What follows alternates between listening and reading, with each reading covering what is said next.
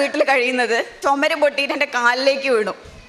ഞാൻ ചാടി എണീറ്റ് ഞാൻ കരഞ്ഞു മാതാവിനോട് പ്രാർത്ഥിച്ചു, മാതാവേ, ഞാൻ അമ്മേൻ്റെ അടുത്ത് വന്ന് ഉടമ്പടി എടുത്തില്ലേ, ഈ വീടൊന്ന് മാറ്റി പണിയാനുള്ള ഒരു ഇത് മാതാവിന് തന്നൂടേന്ന്.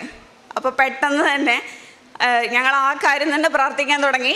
അപ്പോൾ അനിയന് യൂറോപ്പിലേക്ക് ഒരു ജോലി പെട്ടെന്ന് ശരിയായി. ലോണിന് പോയ സമയത്ത് ഞാൻ മാത്രമേ നാട്ടിലുള്ളൂ, അനിയൻ നാട്ടിലില്ല. അപ്പോൾ ലോണിൻ്റെ പേപ്പേഴ്സൊക്കെ ഒരുപാട് തടസ്സങ്ങളുണ്ടായിരുന്നു, വീടിന് പട്ടയമില്ലായിരുന്നു. അപ്പം ഇങ്ങനെയുള്ള പേപ്പറുകളൊക്കെ ഈശ്വരൻ ബാങ്കിൽ ഞാൻ ലോണിന് പോയി എല്ലാവരും ക്യൂ നിൽക്കുന്നത് പോലെ ഞാൻ നിന്നിട്ടില്ല. എനിക്കൊരു ഫോം ഫില്ല് ചെയ്യാൻ അറിയില്ല. എൻ്റെ ലോണിൻ്റെ പേപ്പർ ഫില്ല് ചെയ്ത് തന്നത് ബാങ്ക് മാനേജറാണ്. അപ്പോൾ രാവിലെ മുതൽ വൈകുന്നേരം വരെ ജപമാല പ്രാർത്ഥിക്കും, അതേപോലെ ബൈബിൾ വായിക്കും, ഇങ്ങനെയുള്ള കാര്യങ്ങളൊക്കെയാണ്. അപ്പോൾ എനിക്ക് പെട്ടെന്നൊരു ദിവസം മാതാവിൻ്റെ ഒരു മണം കിട്ടി. അപ്പോൾ ഞാൻ അമ്മേൻ്റെ അടുത്ത് പറഞ്ഞു, അമ്മേ, മാതാവ് വരുന്നുണ്ട് എന്ന് പറഞ്ഞു.